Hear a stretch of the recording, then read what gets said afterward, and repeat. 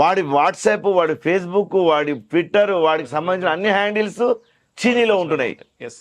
కానీ మనం చీనీ bye bye అన్నాం, దెబ్బలు తిన్నాం మనం.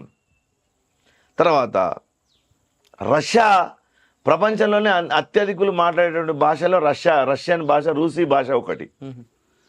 చాలా పరిశోధన గ్రంథాలు, సైంటిఫికల్ రీసెర్చ్ బుక్స్ అన్ని కూడా రూసీలో వచ్చినాయి. కాబట్టి ప్రపంచవ్యాప్తంలో ఎక్కువ మంది మాట్లాడే భాష రూసీ. ఓకే. దాని తర్వాత చీనీ, తర్వాత మన హిందీ, తర్వాత పోనీ ఇంగ్లీష్ వాడు ఇంగ్లాండ్లో ఉన్నాడు కదా ఒకప్పుడు, గ్రేట్ బ్రిటన్ కదా, అన్ని వందల సంవత్సరాలు మన కంట్రోల్లో ఉంది కదా. పోనీ ఇంగ్లాండ్లో ఏమైనా ఇంగ్లీష్కు సంబంధించి చాలా ప్రియారిటీ ఉందా అంటే, ఇప్పుడున్నటువంటి ఇంగ్లాండ్ పక్కన ఆనుకొని ఉన్నటువంటి డెన్మార్క్ అని ఒక చిన్న దేశం ఉంది. ఆ డెన్మార్క్ ఎంత అంటే మన హైదరాబాద్, సికింద్రాబాద్ కంటే కొంచెం పెద్దది. అలా డేనిష్ మాట్లాడతాడు వాడు.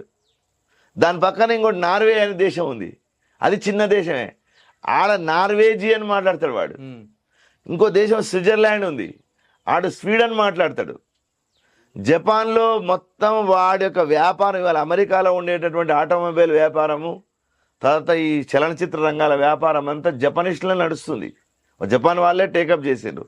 జపాన్ వాడు ఈరోజు కూడా వాడు ఇంగ్లీష్ని అడాప్ట్ చేసుకోలేదు, వాడు జపనీస్లోనే వాడిని పనిచేస్తున్నాడు. జర్మన్ వాళ్ళు జర్మన్లో చేస్తున్నారు.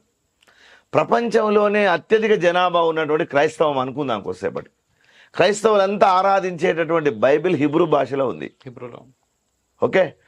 తర్వాత దాని తర్వాత ఉన్నటువంటి సంఖ్య, జనాభా సంఖ్య మొత్తం ఇస్లాం, ముస్లింల సంఖ్య ప్రపంచవ్యాప్తంగా చాలా ఉంది.